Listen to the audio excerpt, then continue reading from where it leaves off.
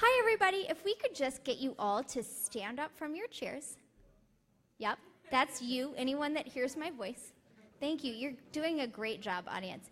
And then move closer. Just move closer. Kathy and Tony and Grover and Joe all promised me they won't bite. Just move so close. It's more special the closer you get. And it won't offend us if you have to leave early and you're sitting in a closed seat. It doesn't count if you just moved one row closer. You're doing a great job.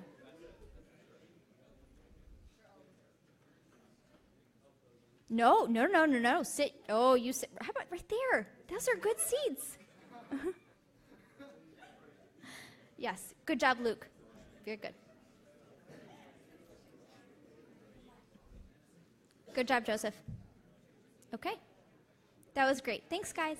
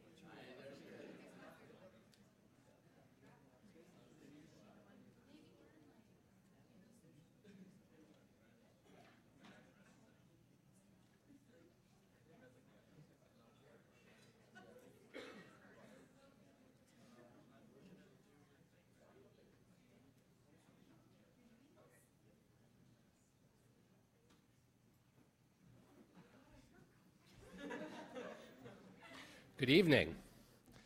Thank you all for coming tonight. My name is Moe Alessi, and I am Executive Director of the Institute of Politics and Public Service at the McCourt School, and couldn't be happier to welcome you all tonight for the second installment of our series on the politics of tax reform in partnership with EY.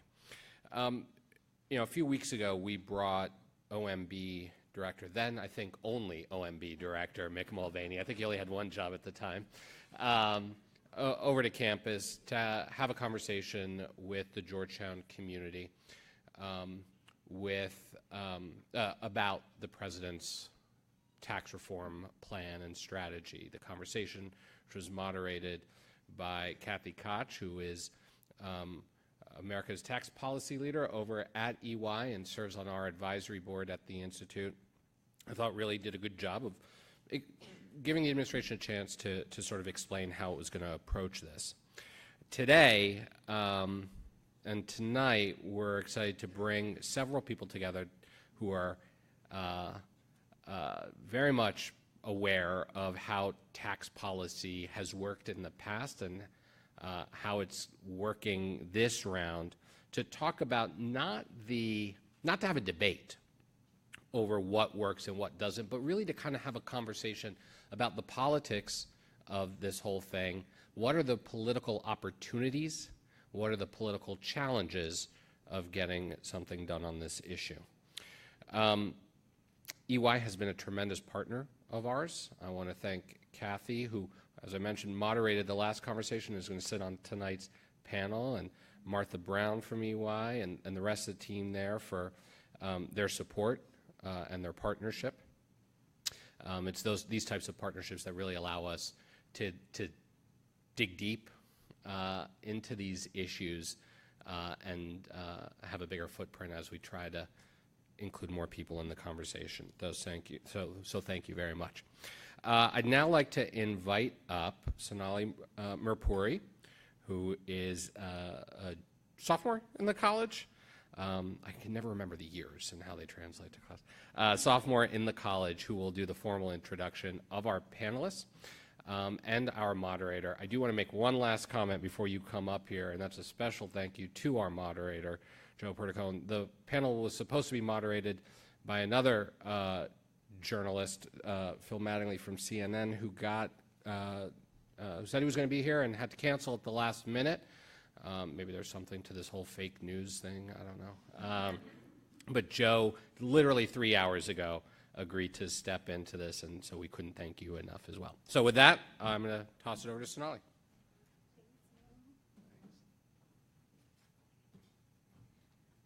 Good evening, ladies and gentlemen. It is my pleasure to welcome you to tonight's moderated discussion about the political challenges and opportunities of passing a tax reform bill in Congress.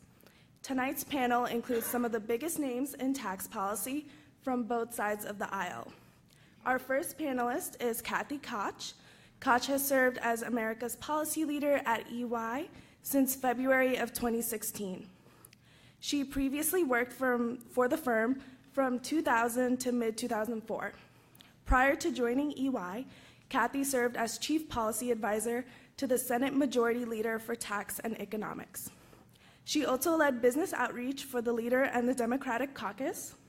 She received her PhD in economics from Georgetown and serves on the Geopolitics Advisory Board. Our second panelist is Grover Norquist. Norquist is president of Americans for Tax Reform, or ATR, a taxpayer advocacy group he founded in 1985 at President Ronald Reagan's request. ATR works to limit the size and cost of government and opposes higher taxes at the federal, state, and local levels, and supports tax reform that moves toward taxing consumed income one time at one rate. Hopefully he can explain that better than I did. Norquist chairs the Washington, D.C.-based Wednesday meeting, a weekly gathering of more than 150 elected officials, political activists, and movement leaders.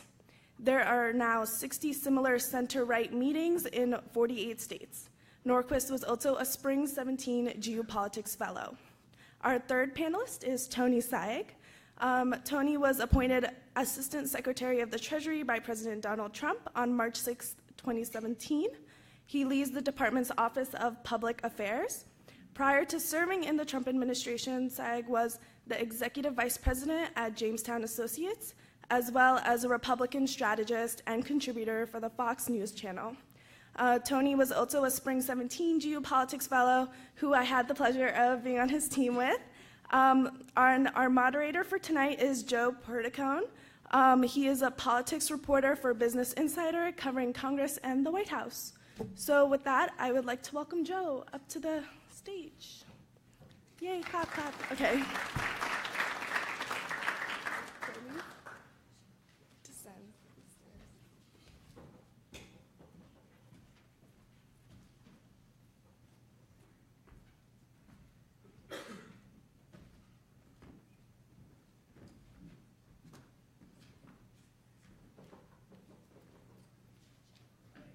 Let's talk about tax reform. Yay. Let's start off with the first question. When we talk about tax cuts and tax reform, the first question on everyone's mind, especially across the country, is how does this affect my bottom line? So in this plan, who does this help? Who does the individual side of things, the individual tax rate, who does this help the most? Who does this hurt? We'll start with you. Well, I'll start by saying that this entire reform package is focused on economic growth. We've been at a very weak, suboptimal level for the last 8 years of around 1.9 to 2% growth. And when you grow it the way we believe we can, to a sustained level of 3%, everybody wins. And that's really the focus of tax reform. I do want to take, if I can, a quick prerogative here. Sonali, my former teammate, great to see you. When I walked into this building tonight, having been a former fellow from this past spring, it brought me to the first time I walked into this building, and that was with my fellow fellows, a couple of them, Jen Psaki, who had been the communications director for President Obama, and Marlon Marshall, who had just finished a stint on the Hillary Clinton campaign. One of my roles at Jamestown was helping manage the media for President Trump, the paid media part. So it was a kind of odd configuration of three people walking into this building as Georgetown fellows, charged with encouraging people to participate. And I'll never forget the looks on people's faces in the cafeteria when Jen Psaki would come up with the two of us flanking her and say, "Hi, I'm Jen Psaki, I work for Barack Obama. This is Tony Saig, who works for Donald Trump, and this is Marlon Marshall, who works for Hillary Clinton." And it was a great way to really start what I really enjoyed throughout the semester, which was a refreshing look at the fact that not all politics is polarizing and not all politics is partisan. And if you really look at the history of tax reform, it's actually been considered largely a bipartisan best practice. And the president who I think led the charge first, certainly, in some of our lifetimes, not all you, frankly not even me, but a couple years older maybe, is President Kennedy, who really focused on reducing top marginal rates, simplifying taxes, and making sure that we focus on economic growth, because in his words, to expand the economy so more people could benefit from it. President Reagan certainly had the largest tax reform, most recent in 1986. Our plan will be the largest since then, in some cases the largest ever.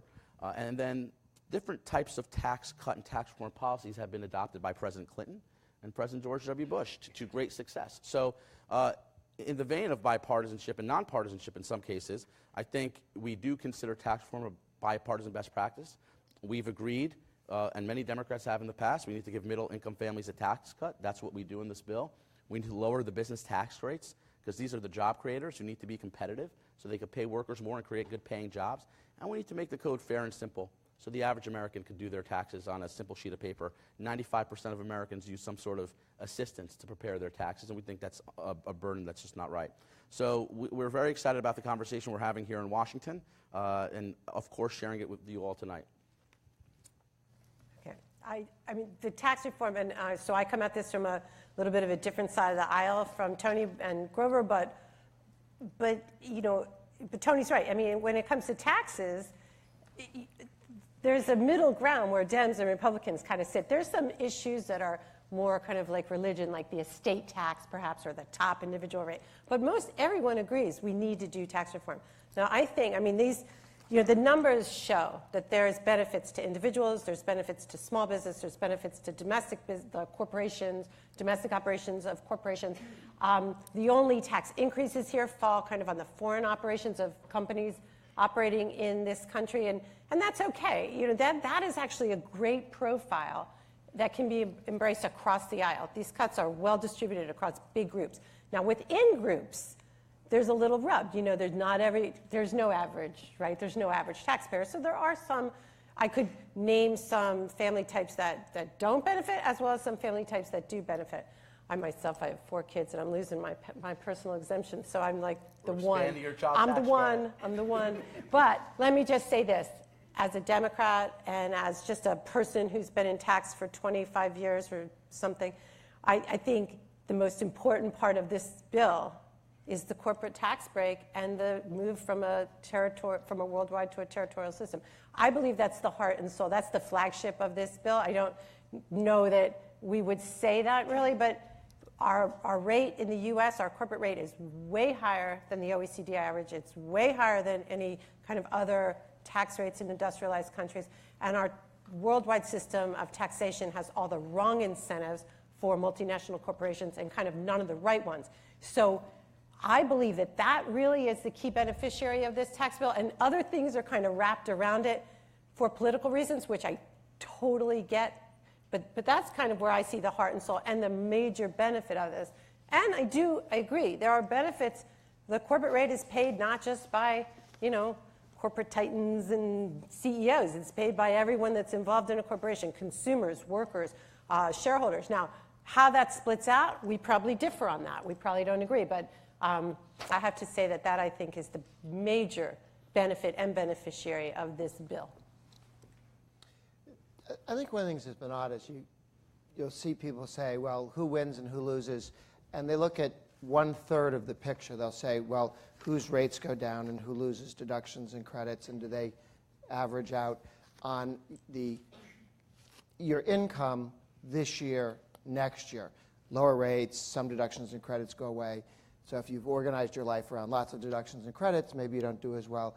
But it misses 2 other buckets that are actually, in some cases, more important.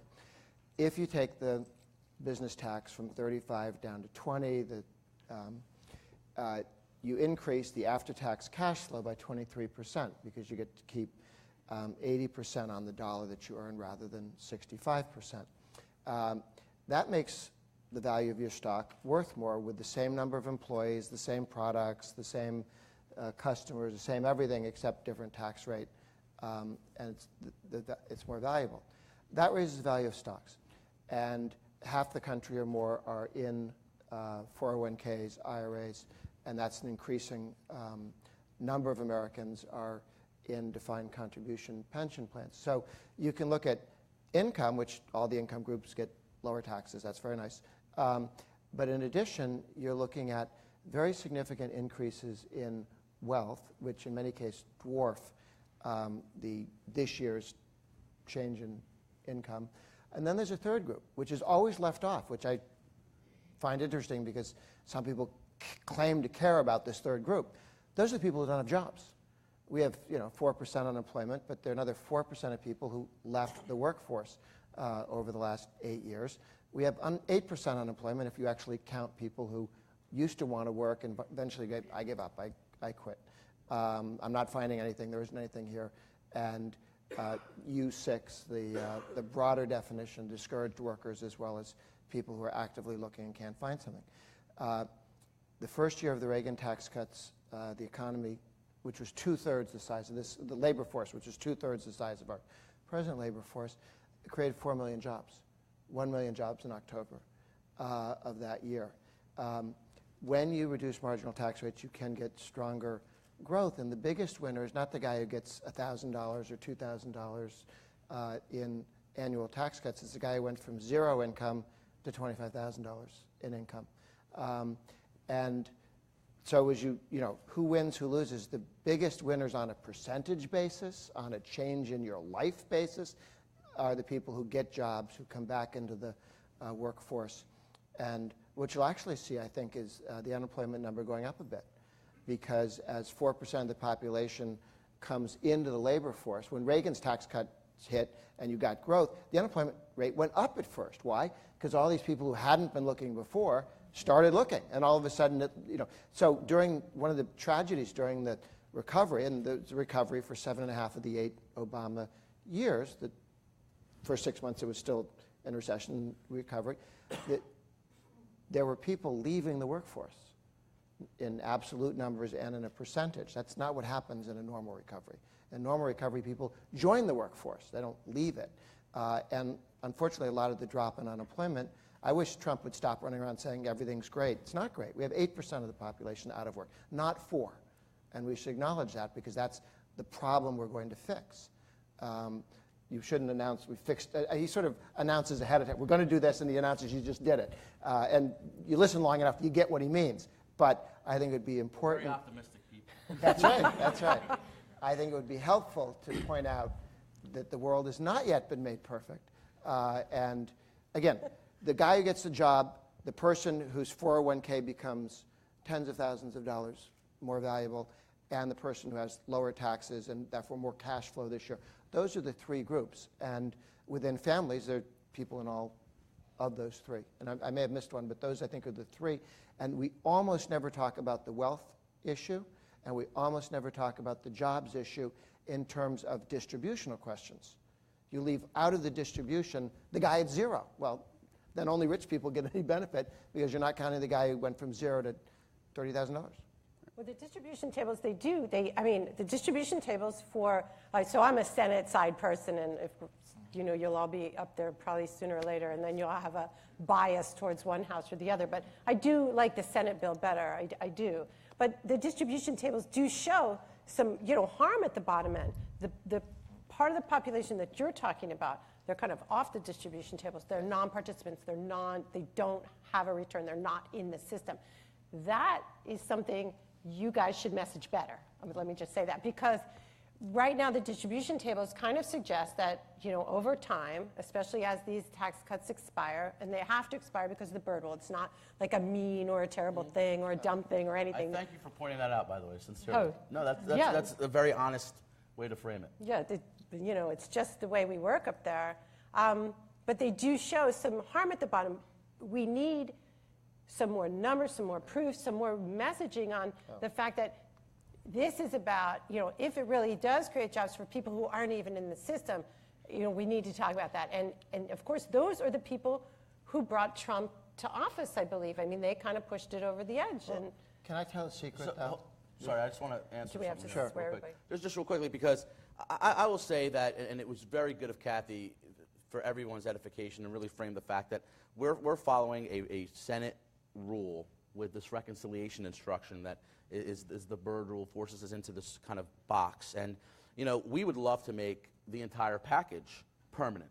In fact, you know, there was a point where I think we worked very hard to reach out to both sides of the aisle, because I think there's sincere interest to have made the middle class tax cuts particularly permanent. With the business side, you know, because we're transferring from a worldwide system to a territorial one, which most of our competitors do, and because we're dramatically reducing those rates, it's very difficult not to make that permanent when you're trying to encourage companies to basically react positively to those changes. With the middle income tax side, I will say if you do look at history, they're almost always continued by future Congresses because they just make better policy to ensure these middle income tax cuts. And that's why Barack Obama extended much of the Bush tax cuts, because you don't want to be the Congress or the president that allows those to expire, and they happen to work. But just distribution-wise real quick, I think you're right about something. We need to make sure people understand that we have expanded the zero tax bracket to the first $24,000 of every family's income. So if you're making most people. Well, yes, by doubling the standard deduction. I told him I wouldn't do that. By doubling the standard deduction for the vast majority of people. Yes. The people who need it most, I will say. Then, if you look at a guy or a family or a woman making $50,000 today, and they're in a family, the first $24,000 of their income is taxed at zero. The next half of their income is now going from a 15% rate down to 12%. Right? That's a meaningful tax cut. If you're making $76,000 as a family today, which is slightly above, I know we avoid saying average, but let's say the median average income in America, you're hovering near a 25% tax rate. Under both versions, and I know it's a little complicated, so we have two versions right now of a Senate and a House plan, not conferenced yet, so there are some differing points in either. But under both versions, you're probably going to be down close to a 12% tax rate on your income. I mean, that is not only giving tax cuts, that's meaningfully expanding the definition of middle-income families. And that's extraordinarily beneficial. And a lot of the growth, and I think Kathy and Grover are both right, happens on the business side by really revolutionizing the way we have our business tax system, literally turning it upside down. And it's been failing, and now we're going to make it work. You talked about growth a lot, and it's been a long-held Republican belief that there's going to be so much growth from tax cuts. Pretty much every nonpartisan analysis says that it won't be enough to pay for these big tax cuts. How do you get that close? And a political challenge that comes from it, too. You're even seeing some senators like James Lankford saying, we need a backstop in case this growth isn't even at the level it is. So how do you overcome that political challenge of not having enough growth to pay for these tax cuts? Well, I will say this. Senator Lankford, Senator Corker, Senator Moran, and others have certainly made a very legitimate argument. In the last 8 years, we've literally doubled the national debt. That is very troubling. We've also had 1.9%, around 2% economic growth.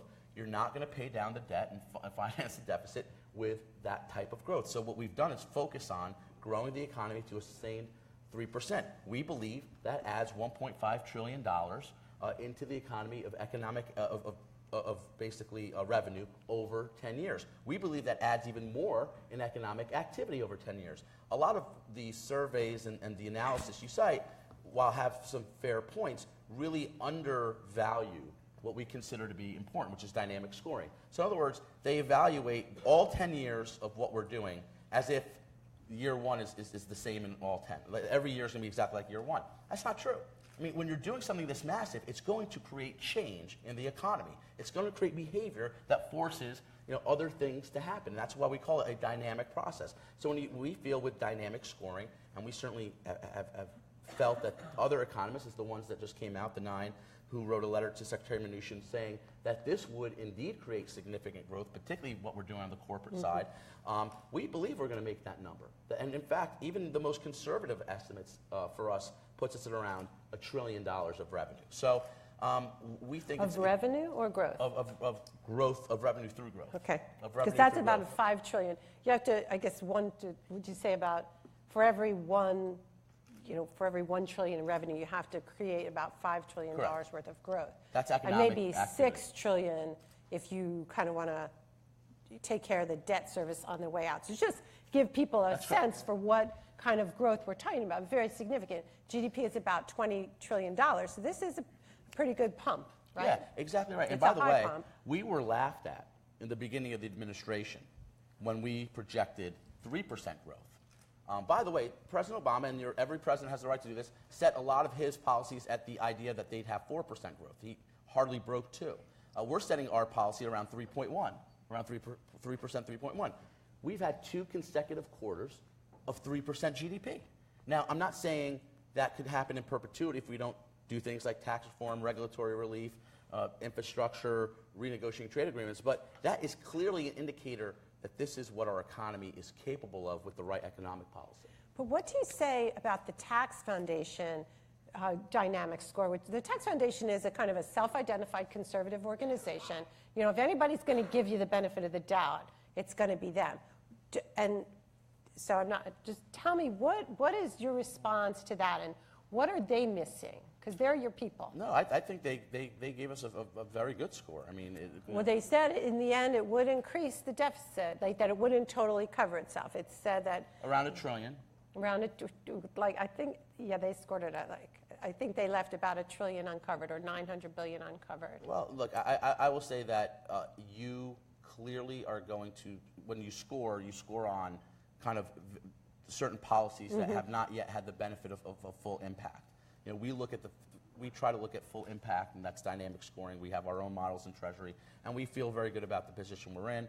When you have 9 of the leading economists from, granted the right of center, but people who have been critical of the president before, all coming out saying you are going to have a potential of 3.2 growth. You're going to have 30 basis points based on what we're doing on the corporate tax side, 40 basis points what we're doing on the full expensing side. That's very encouraging stuff, and that all goes back to the idea that we have built this entire plan to grow the economy.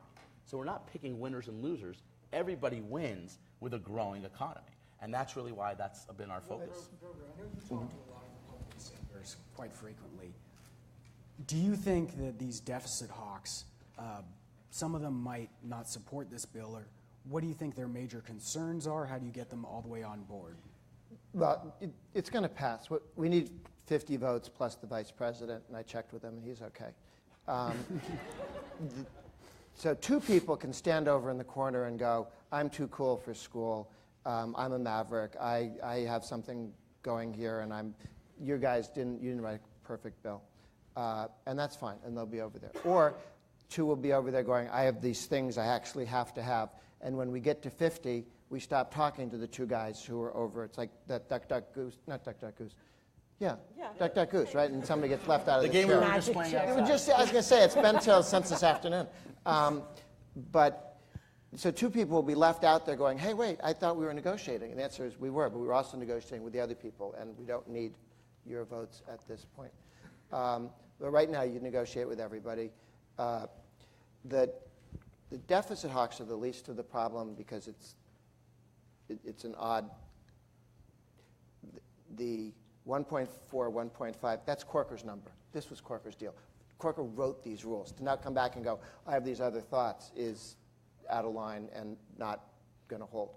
But the Maine senator is very much wants to get to, yeah, I talked to her today. The list of things that she wants is doable. Half of them are already done. And if she wants to get to Murkowski of Alaska, it's a solid yes, which are 2 of the no votes on Obamacare repeal. The 2 plus people who want better pass-through numbers, how you deal with the 30 million companies that pay their taxes through their personal rates, subchapter S corporations, partnerships and sole proprietorships, LLCs. Our friend Daines out of Montana and Wisconsin's Ron Johnson, first of all, they should have turned their homework in on time. They just showed up with rather significant changes they're interested in. We have been doing this for several years now. As somebody pointed out, there have been 70 hearings at the Senate on the subject, and Ways and Means as well. But there will be some improvement on that side. I'm all for it. But where we are now is the worst possible thing you can have for the 30 million subchapter S companies with basically individuals and married couples. That's a lot of voters. It's a lot of voters. What we have is awful. The bill, House and Senate, is much better. What they want is much, much better. But to kill better because you didn't get much better leaves them with the worst possible thing. No one is going to thank them. When they walk down Main Street in any of the towns in their states, the pizzeria will throw stuff at them if they're the guys who got in the way of taking a huge step in the right direction because somehow you didn't get to some better thing that it could be. So I look at all those ones, and with the exception of somebody having a hissy fit and stomping off, which is completely possible since we're talking about the Senate. And you can have two of those. I suggested to Susan Collins today that she needs to be the stability because some men are too hysterical about these things and tend to react poorly to tweets. So if she could be the Rock of Gibraltar here, which she thought was funny. But I see it coming together in useful ways. What you do have, the CBO number that CBO always trots out is if you grow at 3% a year for a decade instead of 2% a year for a decade, the economy, that you end up with $2.5 trillion in additional revenue. Okay, we're guessing 1.5. So when people say we're overestimating how much you can get, I think it'd be difficult to imagine not going up 1 point over the next decade looking at these numbers. We're also looking at repatriation where $1 or $2 trillion comes back in. And one of the... Okay. Maybe. Well, it's But- deemed. well, Yeah, it's deemed, so you pay but- tax on it. So just so you know, these But the repatriation proposals Right. don't require you to bring no, it no, back. No, we So- wouldn't want to do that. Right, They so, bring right, it we to don't... highest and best use. But the companies say we'd like to bring it back. They've been borrowing money to pay other bills and leaving cash overseas, so they would like to invest it and But they weren't and spend very it here. good with Gary Cohn. What was that? And I don't know the facts here. There's some, Gary Cohn had a bunch of corporate people, and who's going to invest under this bill? And hardly anyone raised their hand. I don't understand that personally, because I think under this, you know, the playing field is going to shift so dramatically. I don't understand that. But I wasn't there, so tell me. I understand because we were obviously very encouraging of Gary Cohn's the National Economic Council director He's a at the hero White of mine. House. Terrific guy, a big part of the president's leadership on tax reform, along with Secretary Mnuchin at Treasury. And both of them actually spoke at a Wall Street Journal event, and I think much has been made, rather Much has been made. in a silly way, about an early morning breakfast conversation he was having with some of these CEOs. And in 7:30 in the morning, over breakfast and eggs, he kind of threw out a rhetorical question about, well, how many of you would reinvest? And you saw a few hands go up, and he suggested that, I thought more would go up. Listen, we have been meeting with business leaders from businesses of all sizes this entire year. And they've come to the White House, they've come to Treasury, we've met them along the trail out across the country. There is no doubt, from the biggest CEOs to the heads of National Association of Manufacturing to the small business groups that are coming on board very quickly, they understand what we're doing on the business side. And when we say business, it's very easy to think of just corporate. And there is a part of this that is significant for corporations, going down from 35, the highest among our competitors, down to 20, which puts us right around the average of where our competitors are. And going to a system that does not encourage these companies to keep their money offshore to defer profits. We want them to reinvest them here. Hopefully they will. But we're also focusing on the small and medium-sized companies like my family's, which are sole proprietorships, LLCs, your kind of mom-and-pop Main Street types of companies that are going to have the lowest top marginal rate in over 80 years for their taxes. Right now, they pay on the individual side. Their highest rate is 39.6. We're dropping that down to 25. So it's no mistake and no wonder that President Trump tomorrow will be in Missouri, a state that has a very strong and robust small business population, talking about the importance of tax reform for the small business community. We started off our tour across the country on tax reform in Springfield, Missouri, which was the home of Route 66, which was called America's Main Street. The Wall Street economy is doing well, and we're fine with that. We want everyone to succeed. It's about time we have the Main Street economy do well. But quickly, it's not just the $3.5 trillion, or do you have a better number these days, of dollars overseas? Some Close of to which five. I mean, some of these numbers are old. Okay. President Trump says 5. I'm sticking with that. Okay, that 3.5, 5. There's a bunch of money, American dollars, and foreigners are over there touching it. We've got to stop that. So we're going to bring all that. Much of that lovely money will come back, but that's not the only money to come in. I was meeting with the guys over in the Swiss banks at Zurich a couple weeks ago, and they said, if you guys went to 15, first of all, we would be moving our companies over there. I'm not sure they make a commitment at 20, but 15, 20, we're getting there. They said, we'll move over. Instead of buying American companies and moving them out, we'll move over. I met with the Prince of Liechtenstein. They have a 3% tax, and he goes, 3% I can compete with 35 because Americans more stable and France can't eat us, whereas they can't eat Liechtenstein. But you go to 2015, I'm at 3. We're not that competitive. So we're going to see capital flows here from around the globe in ways that we haven't seen before because of the lower rates. And people tend to think, even when they think they're not, they think in static terms of dollars here treated differently, okay, so now you have $20 more. There's billions of dollars of stuff that are invested in other places, and capital is very mobile. If you treat it poorly, it goes somewhere else. If you treat it nicely, it shows up and hangs out. This bill, it's very different in the way that it treats blue states and red states. You have California, New York, New Jersey, and a lot of Republicans who are typically party line voters. Lee Zeldin almost never breaks with Republican leadership, detests this tax plan. Why do you think that is? Now, and quickly on the politics, this treats all states exactly the same. What happens is that New York State screws its citizens, and California screws its citizens because they have incompetent governors who have very high marginal tax rates, and they have corrupt cities which have very high property taxes. So that this bill treats everybody the same. So why aren't Republicans in those states making that case? Why are they saying... That is exactly why we carried the entire California delegation. I spoke to the California Republican Party guys, and also there was McCarthy, and he got every Republican in the House to vote for it, saying Republicans can't come to power in California if higher taxes are subsidized by other states.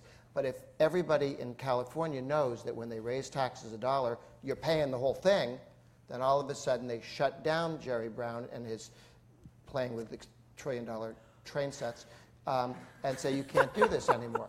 You saw the head of the state Senate in New Jersey announce, this changes everything. We were going to have another millionaire's tax. Not now, not now. We just saved everybody in New Jersey lots of money. Oh, cool. So that's a nice thing.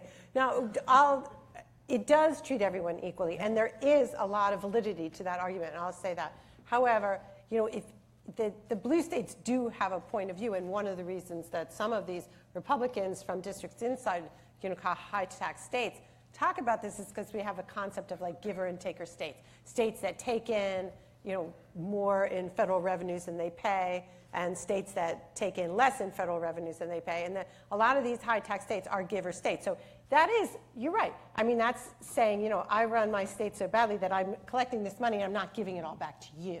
I'm giving it to other big, square, red states. Yeah. However, I think, we have to kind of balance that. I hear people talking about, some of these high tax states having fancy benefits, but education isn't a fancy benefit. And so I think there's an argument to be made on either side here. I agree that if you're a high tax state, your citizens don't get all the revenue you're collecting in those states. We're talking about two things. Their state and local taxes are too high.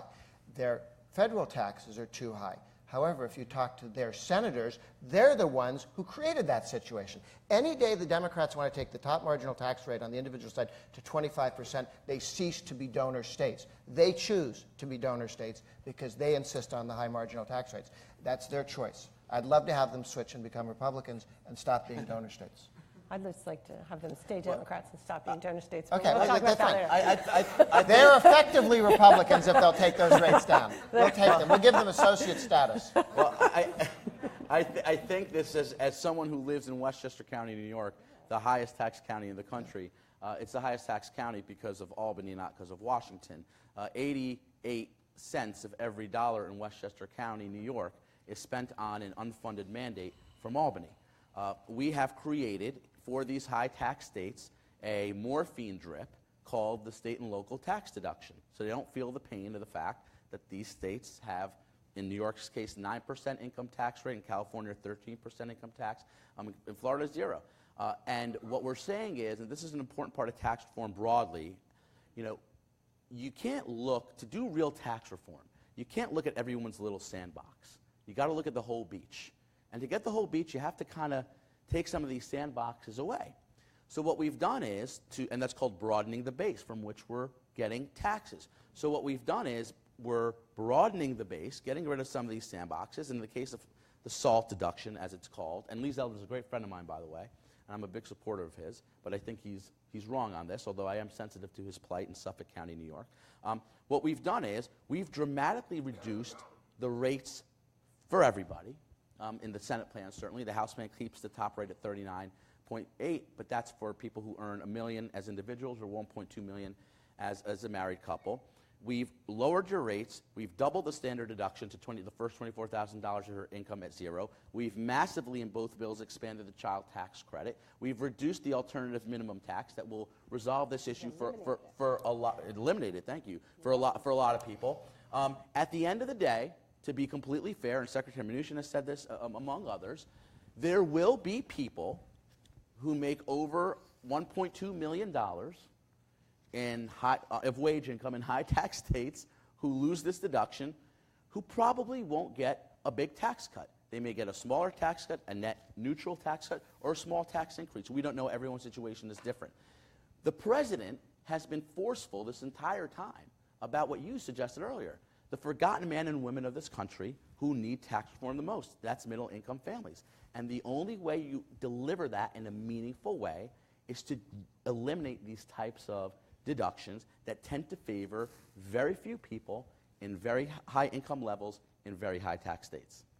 Okay, but there will be a fix. Sorry, I just want to say one thing. The House has, a fix is being considered. The House has a fix because of Lee Zeldin's argument and the California delegation and others, to try to give a cap on what you can deduct for your property taxes. The Senate bill reduces it, eliminates it completely.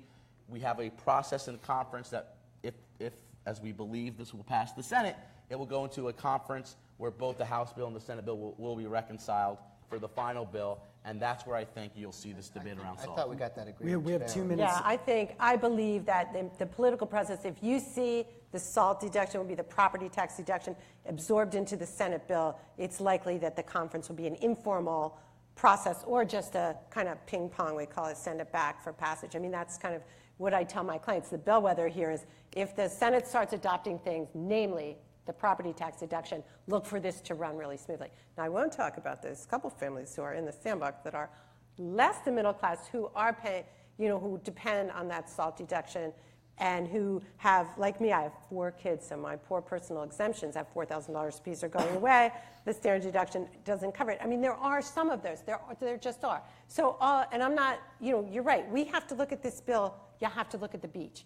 But there are people from all income classes who, we could point out all kinds of different examples, and you have to decide what you want as an economy broadly, and then try to address these individual examples or fact patterns that do exist across all income classes. You just can't do a tax bill that helps everyone and only spend $1.5 trillion. Right. We have to stop. person you're describing, take a Is look me. at you have a 401k?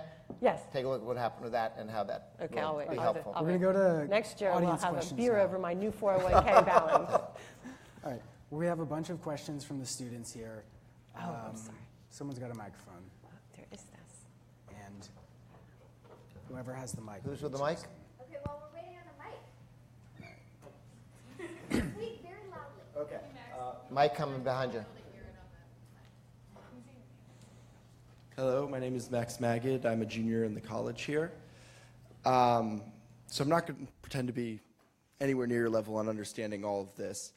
But it seems to me like the blue areas that you're complaining about for their tax policies, they tend to have like higher standards of living than most red states, and we've seen a lot of these tax cuts tried in states like Kansas where it didn't fare so well. And I was wondering if you guys aren't taking into account like the whole picture on what drives growth, because you were saying you live in one of the highest taxed counties in America, but you live there for, I don't know, for schools, for proximity to businesses, for those sort of things. I didn't say I was forced to live there. I choose to live there. Absolutely. Yeah, you choose to live there for reasons that go beyond the taxes. So I wonder if that's sort of overlooked in this bill. Some people are forced to live there. Mobility out of states is tough, too, so both of those things. Why do you choose to? Quickly, well, you mentioned Kansas, and I think that's a very interesting one. I love the discussion of Kansas because it suggests when the left says, well, we think taxes don't create economic growth. We don't want to talk about Hong Kong. We don't want to talk about Singapore. We sure don't want to talk about Texas versus California or Florida versus New York. And we don't want to look at the flow of people because people do move, okay? People do not, net, people leave California and have for 20 years. Net, people leave New York, leave Ohio, leave New Jersey, and they move to states with lower taxes. And that includes the ones that are still up, New Hampshire. It's still cold in New Hampshire, but people move from Vermont in, and Massachusetts in, and Maine in. People do, on net, move to states with lower taxes and fewer services. I mean, a third of the money they spend in Michigan on education goes to pensions. I'm not sure that's a service. So, I mean, they can spend a lot of money, and you don't get anything for it in some cases. You are looking at northern states, which were richer over the years, have been for some time now growing slower, and the Midwest as well, and other states are growing faster. And so someone said, well, this state's richer than Georgia. Yeah, but Georgia's gaining on you. This is tortoise and hare kind of thing. Both employment, job growth, people moving there. The reason the Democrats like to talk about Kansas is they don't want to talk about any of the other 49 states, and they sure don't want to talk about the differences between countries on tax policy as well. So there's a wealth of information. How Money Walks is, I recommend, a website you can go to, and you can plug in any two states, and you can see the flow of people in and out of them over the last 10, 20 years. It gives you a very good sense of where people move, and they're not moving net in. I mean, some guy moves into New York, but net, they're leaving.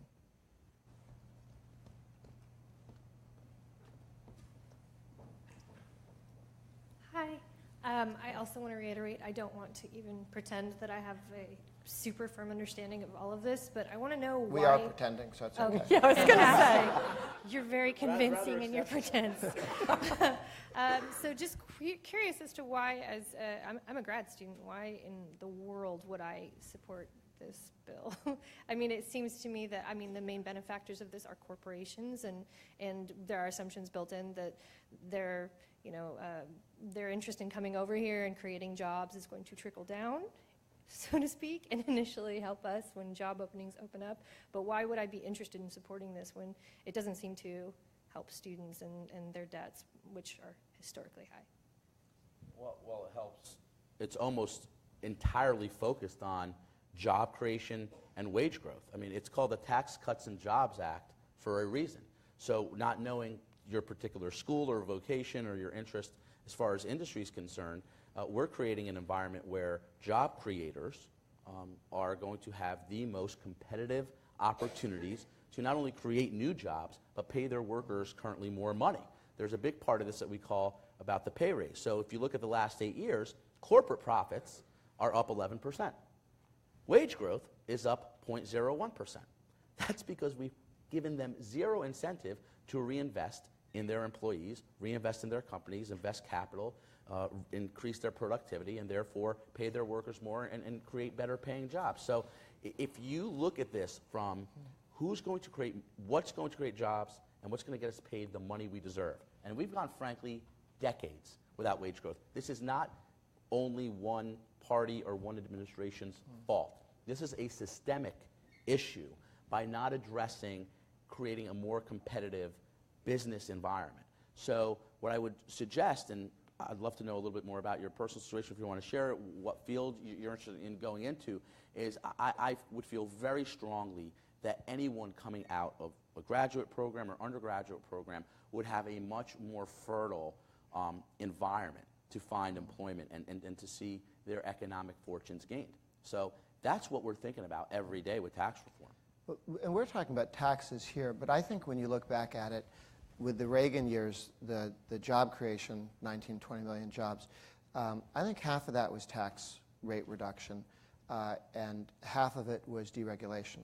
I mean, we did massive, I mean, this predates all of you, but the government, you used to have to go to the government to get permission to drive a truck from one city to another to carry carrots, and you had to fill out forms and say, somebody needs to have a truck with carrots. And all the people who have been carrying carrots between those two cities do a little paperwork to say why nobody needs another truck driving carrots. I mean, this is East German 1950s nonsense, and that's how we organized trucking, rail, airways, buses. Up until about 78, 79, 80, 81, 82, we phased that out.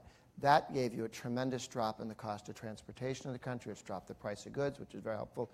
We're looking at a similar level of deregulation through the Trump administration on permitting questions, on the telecommunications, deregulating the internet, going back to the deregulated internet we had under Clinton and the laws Clinton passed, as opposed to setting it into a utility, which is what we had done, or we're in the process of doing.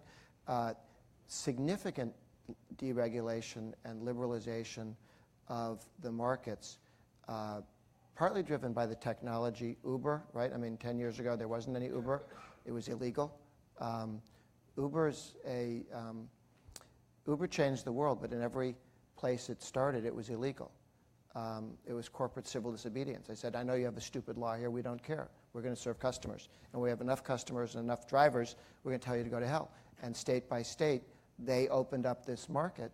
Lyft, Airbnb, I mean, phenomenal changes taking place, pushing the government out of the way, which has been killing jobs. And now we're looking at efforts to change. Part of this is so that people come out of prison can get jobs as well, changing all those stupid rules on occupational licensing, which makes it impossible for someone to be a hair braider because you haven't worked 3,000 hours for free for somebody else, or for very low price, low wages for somebody else for too long. There's some real things that are opening up on liberalization of the marketplace, and if somebody doesn't set up a protectionist system and tank it all, I think the deregulation and the lower rates can give us really strong economic growth.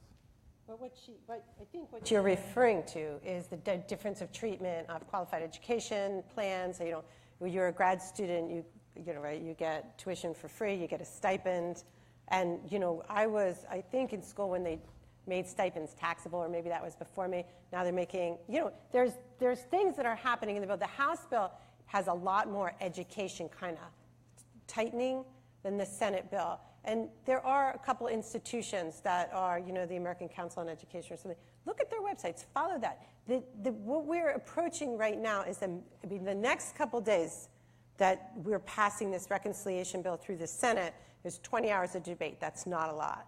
But there's going to be a lot of amendments offered. And you never know kind of what's going to come up. Your provisions that affect your educational benefits right now, if that's kind of what you're talking about, and that's real to you because that's all you have right now. I get it, right? But I would watch closely what happens in what's going to be called the manager's amendment that comes out at the end. Look at your websites of the educational groups that are trying to make small changes in this bill before it gets through. Because even though there's not a lot of hours, there's kind of a lot of road between here and there. And I do feel sympathy for you. I think education is one of the best ways this country redistributes income or, facilitates social mobility. And I think that's something Democrats and Republicans agree on. So I hope that you get relief on your qualified education plan, personally. I want to say, it's a very sensitive situation, and I completely get it. I think we do things, which is why I asked that people look at the broader view of tax reform that might help your personal situation that you may not be aware of, and we should help people understand that. What I would say, though, is think about where you want to go after grad school, and think about the economy you want to enter. There's a reason that we have such high unemployment among very educated people in America. There's a reason that we have entrepreneurship at all-time lows at our country today, and startups at a significant low. We don't have an economic system that really rewards a lot of people who do want to enter and take risk and innovate and do what we know drives an economy, which is the risk piece. So we're trying to create that economy again so people who do go through undergraduate and graduate school and potentially even more enter a thriving economy where more opportunity is created. And I completely understand that at this present moment that might not be what the concern is. But look at the broader of what we're trying to do, because that's the economy we're trying to create. And even in the current bill, the current process, I think you'll see that we've really tried to be very sensitive on everybody's tax situation who needs work, and that's a lot of hardworking Americans. I was waiting for Alex's hand to go up. I can't wait for this one. Hey, great to see you all. My name's Alec Camhigh, sophomore in the college. I wanted to hit a little bit on the point you talked about earlier about tax reform spurring growth. The tax foundation analysis that you mentioned, Grover, I know you mentioned that you thought we were going to jump from 2 to 3% growth pretty quickly. All due respect, the tax foundation estimate thought that at best we'd increase growth by 0.08% per year. And the $1 trillion deficit increase over 10 years. The Wharton model, which then accounted for the impact of higher debt on economic growth, slowing down economic growth, thought you'd see a $1.5 trillion increase in the debt thereabouts over 10 years, using a dynamic scoring. So I was wondering if you guys could point me to an analysis that you've seen outside the administration that shows that tax reform on a dynamic basis will pay for itself. Well, I would say that the numbers are what they are, and that's why you have the economists I suggested before strongly suggesting that you could get us not just growth. Growth as an ends to itself, just a number, is not what we want. We want sustained growth.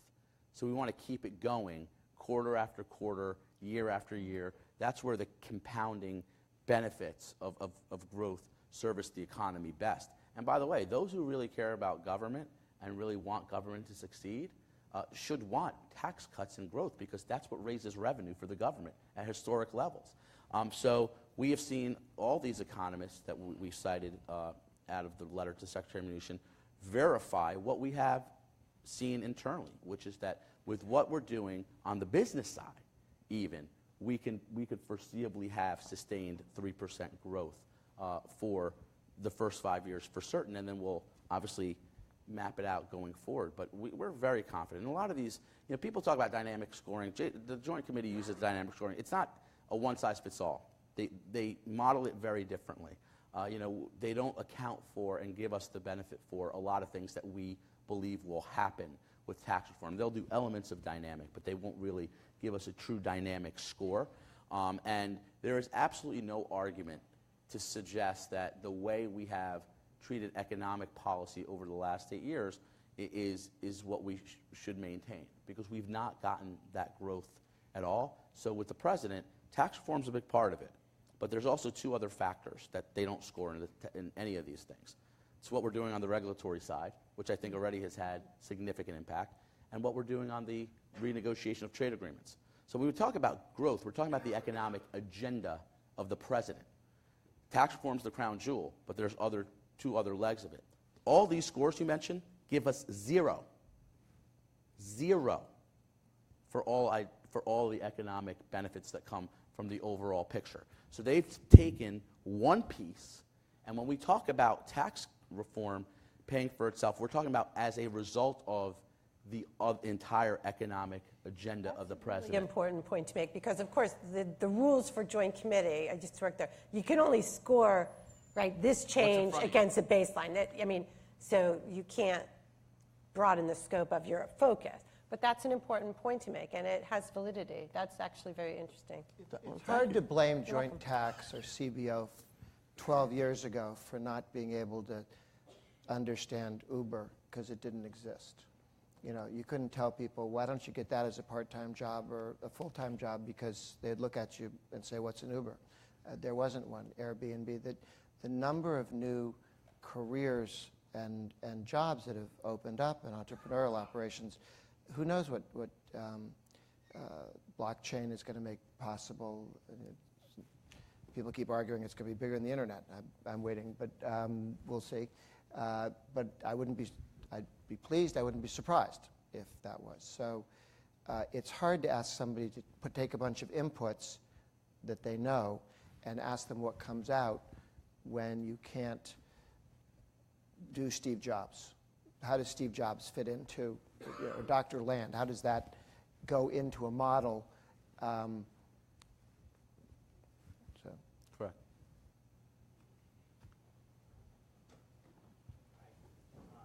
Richie Mullaney. My name is Richie Mullaney. I'm a senior here at Georgetown. Thank you so much for coming today. We kind of hit on this just a little bit earlier, talking about grad students and talking about the kind of larger picture of growth in the employment market after college. But I did just want to read to you really quickly an email that all Georgetown students received twice in the past week, explaining Georgetown University's opposition to the tax bill, saying that we are particularly concerned about several provisions that reduce the affordability of higher education, including those that remove the tax-exempt status of tuition benefits offered to employees and graduate students, and those that prevent borrowers from deducting interest paid on student loans. I know that you said that we need to think about the job market after we graduate, but I think that this is still a very pressing concern, especially for the venue that this event is being held in today. So if we could just address those specific concerns to address kind of what Georgetown is most concerned about, I'd really appreciate it. Thank you. You're talking to the right people. That's these guys. There you go. Kathy just informed me that she wrote that opposition statement. So, you know, I will say this: there's different provisions in both bills, and they're going to have to get reconciled, and we're going to have to figure out what's there. And I'll reiterate the fact that they're certainly sensitive to that position. I think universities have to rethink a bit of their own policies as well, particularly how they use their endowments, in some cases that are accumulating significant amounts of money that don't necessarily appear to go toward alleviating high tuition rates in many of these schools. I think we all have to be sensitive to the fact that going to college today is, and I have college-age kids, it is extraordinarily painful. But I think it's not necessarily the tax reform that is the biggest obstacle to why those are so high. Those tuition rates are high today without this tax reform. So I think people have to consider how we could potentially get that to go down, and that's a broader conversation. But I do want you to know that this is something that a lot of people are sensitive to, and as the bill gets worked through, we'll see what ultimately happens. But I appreciate your concern over it and understand it. There was a slate that was left-right, Ralph Nader, Ron Unz, that ran for the Harvard Board of Overseers. I voted for them, which pointed out that Harvard is a hedge fund with a small school attached to it. And that if they simply took a part of the cash that's thrown off of their investments, they wouldn't have to charge anyone to go to Harvard at all, and you could pick people just based on merit rather than ability to pay. The university crushed the collection of people who were running on that basis. At some point, what are they accumulating the cash for?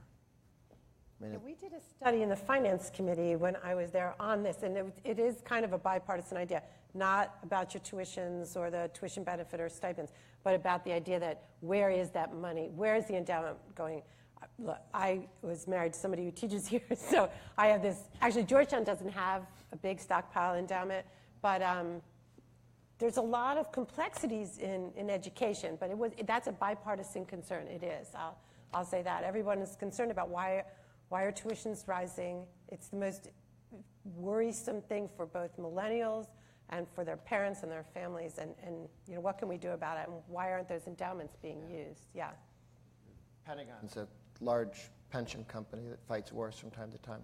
If you look at their cash flow and assets. We'll tax them too. Grover. Yeah. Okay. It's true. If they'd quit the wars, they could pay the pensions. Hello, my name is Joseph Mujida. I'm a freshman in the college here at Georgetown. My question is, my father has been in and out of cancer for the past 4 to 5 years, and my brother has a medical condition that required him to go through 4 brain surgeries this year. They benefit from the medical expenses deduction that was proposed to be taken out of the health bill. Why was that deduction being taken out of the House bill? Doesn't that seem necessary to support the most disenfranchised Americans in this country, the ones who need the most help, people with high-level medical expenses? Yeah, I was surprised that one of the middle-class tax increases that Obamacare put in was to raise the amount of money, the percentage of your income that had to be at a health care cost above 10%, up until 10% nothing, and up from 7.5%, which hits the most vulnerable. Why they moved that, why they continued to do that, I'm not sure. I don't know whether there's some sort of offsetting anything. I don't work in that zone. I just noticed it when Obama started moving in that direction, and there was no whining at all from the left. So I don't understand why that wasn't considered awkward. It's because of the ACA bill, but I could explain that over some alcohol at some point. Plentiful. It would require alcohol to, It would to know the actually. explanation. I worked on the ACA, and it was quite painful to raise money for that. But I'll say that, yeah, that's why it is not in the Senate bill, because people spoke up. I mean, there is a lesson to be learned here, writ large, is speak up. There is something, this whole system is designed to react to feedback from the people, like lobbying or advocating for yourself. Not a dirty word. No one up there really knows the impacts of these different fact patterns unless you go up and tell them. And so I think that's what happened. House bill came out, tons of backlash. It's not in the Senate bill. So, you can be effective through groups, through yourself, through even coming here and saying what that gentleman said. Have to participate. Charlie? Right over here. Hi, my name is Charlie Kovach. I'm a senior in the college. I'm going to admit numbers aren't my thing, so I'm going to kind of lob you guys a softball question here. I think, Kathy, you're a great example of this, that not all tax plans have to be politicized, and they don't all have to be quite so emotional. So, Tony, you're talking about sandboxes, we have to look at the whole beach. How do we communicate to the American people that they need to look at the whole beach and not just at their own situation? Because I think the reality of this is that, Republicans have kind of an imaging marketing problem anyway, but also that at the end of the day, people really only care about what numbers show up on the screen when they file their taxes. So how do we communicate to people that Republicans aren't just out for the rich guys, for the big guys? That is a good question. Yeah, it's a great question, Charlie. And in the case of this particular tax reform, I would say politics is always tricky with these types of big bills that are complicated and are difficult, to your point, to communicate the benefits to everybody, and people look at them through their own personal prism, and we get that. But if you really look at the last 5 to 6 years of tax reform efforts, bipartisan, most of them, we've kind of taken the best from what's in there. If you look at, there was this whole Simpson-Bowles idea. David Camp led an effort for this. There was one with Senator Coates, who was a Republican, and Senator Wyden, who was a Democrat. A lot of them laid out very good principles, and we agreed that at the core of the individual side should be middle-income tax relief. And we've tried to make it clear that we're working very hard to ensure that happens. There's a lot of policy things that have to be done to get there. We understand that people are not going to just take our word for it and buy it lock, stock, and barrel, but we have made the case as much as we can that we have focused the entirety of the individual side on making sure we're giving middle-income families the significant share of that relief. On the business side, it's not just about corporate profits. Those are fine. If we wanted to keep corporate profits high, we wouldn't change a darn thing. We want to make sure those profits are reinvested in workers and giving them pay raises and expanding economic opportunities for those businesses to expand in the United States to create jobs and good paying jobs. So we've worked very hard to communicate that. It's not easy. We always will lose the soundbite battle when it comes to tax reform. It's much easier to demonize it as helping the rich and hurting the middle class. Ironically, the Washington Post, hardly a typical ally, actually rushed to our aid when Democrats have tried to make this argument that it hurts the middle class and gave them 4 Pinocchios for this charge.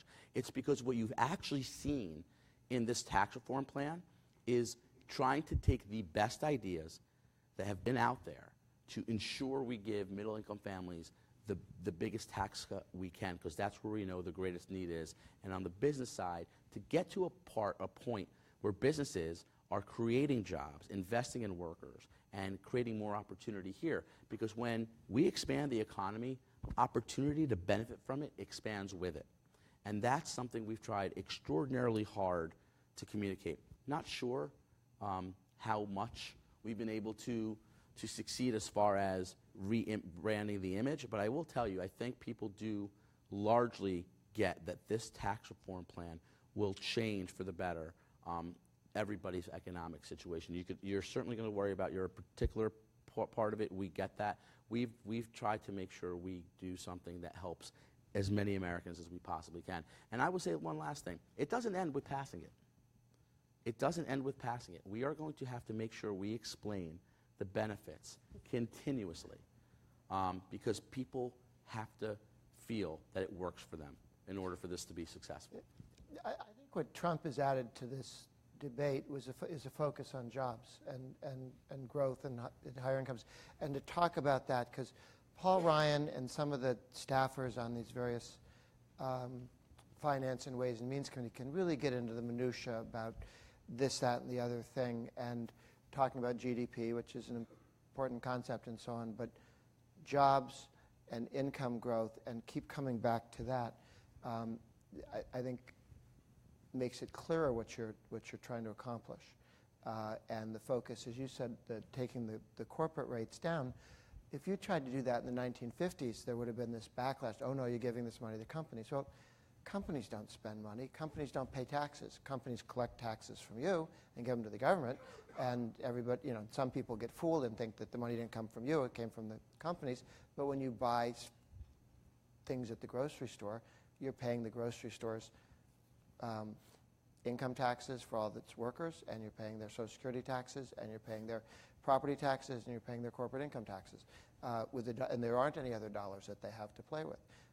So it's a very, very important project to be able to articulate why cutting taxes on businesses actually helps workers. And that's been a very well done conversation in a way that hasn't happened as well before. It has never happened, I'll say that. And in my thing, so working a long time, and when you're up there, people lobby you. I was a lobbyist, whatever. We would always say to those corporate people, please, like whatever you do, put this in terms of workers. Yeah. Like tell me, if I give you a territorial system that makes it easier for you to operate overseas, what does that mean in terms of domestic employment? Nobody could ever tie the two together. It would be so frustrating. And this is the first effort that I have seen that took corporate tax changes and tied them to the worker. And we do know that the percentage varies.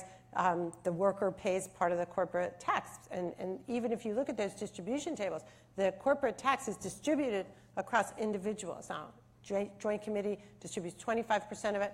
People think it's higher. Some people think it's lower. Who knows? But this is the first time in any tax reform effort that I've seen. It's not like I've been alive forever, but where people have finally come out and tied the benefits of corporate tax provisions to workers. And if that is working at all in this room or across America, that's, in my opinion, that's the one thing that's going to get this passed. But I would argue that both economic thinking on the subject, but also just reality makes it clearer that with 190 different countries with different tax and regulatory and property rights structures and a lot of capital sloshing around, capital can go where it wants to.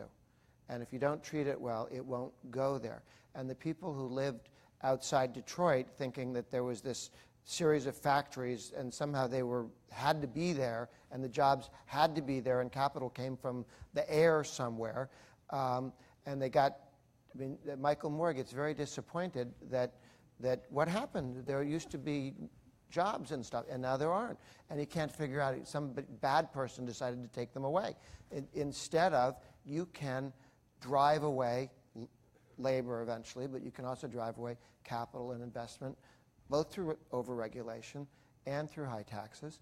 And it's damaged a lot of neighborhoods and different industries that have been hit. One of the models that they used to use when Reagan was trying to cut taxes, they said, if the government borrows $1 billion, that billion is not available for the private sector, and that will slow economic growth. As if the United States were a closed economy. As if there was no money in France, if there weren't people in Brazil and France and China, Japan, who had money that could invest in the United States, and that somehow that there was a fixed, that's a goofy idea. And one of the models they do does halfway. They go, the United States is half closed. Yeah, they think we're a large semi-open. Right. That's how they call it. And if you're small, totally open. If you're Ireland and things, the dynamic scores look totally different because of what they assume about capital inflows and outflows. The United States somehow, half of the United States capital can't flow into? I have to understand that better. Yeah, I mean, Note to self. well, they know that it's closed sounds stupid, and they're not willing to go, we've been morons for the last 25 years, and go to the other. So they go halfway, and now you know they're wrong. I'm going to check that out. Next time we're here. As to why, I don't get it. Other than they don't want to admit the error all at once. All right. Any more questions? We got one more. There we go. Oh, we have. Hi, my name is Danny. I'm also in the college, sophomore. I have a text question on my phone. So I was actually curious about the impact of the tax plan on charitable deductions, because I was wondering what the impact will be by raising the standard deduction and just generally impact on the nonprofit sector more generally.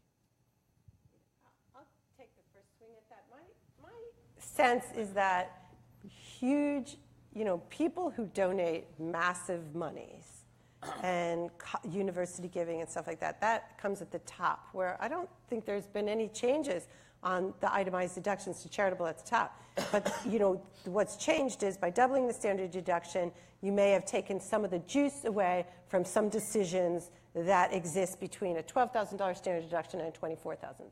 But what I think is, especially when it comes, I've studied this, but it was about 100 years ago, but when it comes to church giving and smaller donations, they're not that tax motivated. So my prediction, and I do not know this, would be that the amount or the kind of section of charitable giving that falls in between standard deduction today and standard deduction tomorrow isn't that sensitive to the tax rate. Now, I don't know if you guys have anything on this, but that's certainly how it looked when we looked at this 15 years ago.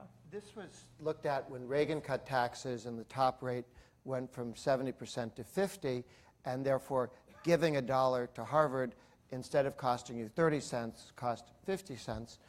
It was more expensive to give, because you weren't being subsidized by the 70% rate. And what they found was that it tracked with income growth, that contributions to charity tracked with income growth more than wealth, and not affected as much by tax rates. So if reducing tax rates gives you growth, that growth and higher income flows drives contributions more than other factors that you could. There are probably many, many factors, but that seemed to be the dominant one. And if there was a depression from saying it's not going to cost you 50 cents to give away $1, not 30, it was overwhelmed by the higher income that people had to give away. So I tend to think that growth is the best thing you can do for charities, as opposed to trying to subsidize them directly. All right. And I have one final question for each of you. I just want a percentage of the chances that this passes, because Republicans have a habit of tripping over themselves at the final dash. What are the chances that this is passed and signed into law by the end of the year, or by Christmas? You want a numeric percentage? 100%.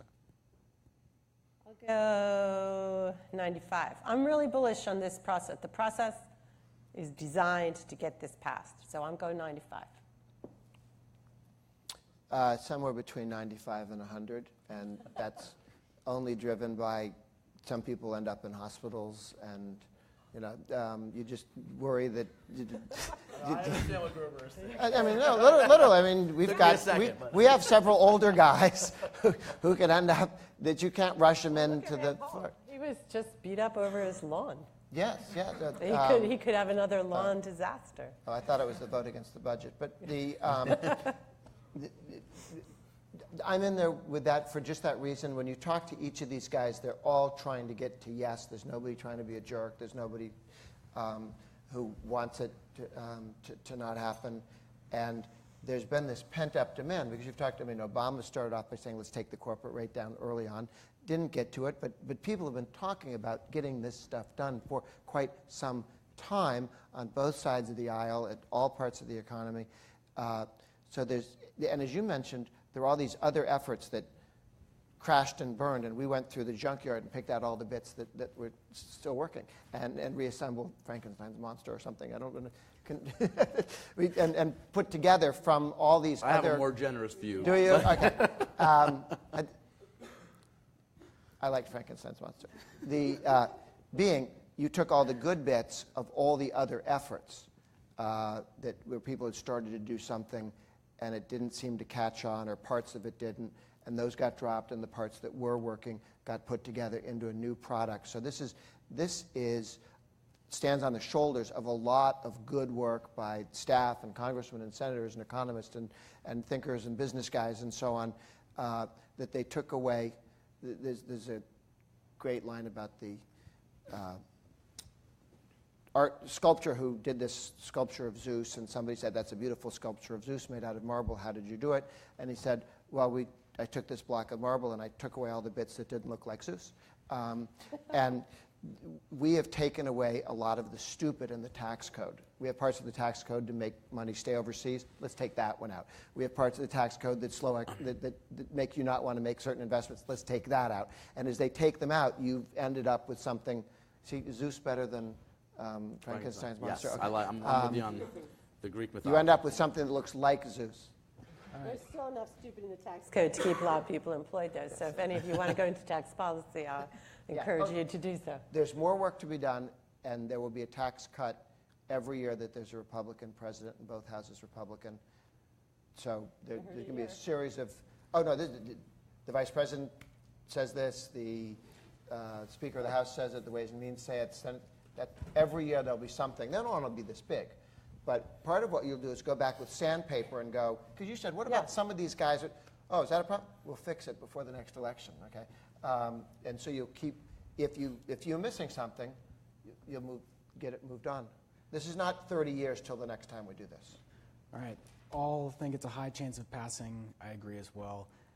Thank you all so much for a very lively conversation about tax policy. And thank you to Georgetown. This was absolutely great. Thank you. Thank you, everybody. Thank you. Thank you, Kathy. Thank you. That was. Good to see you.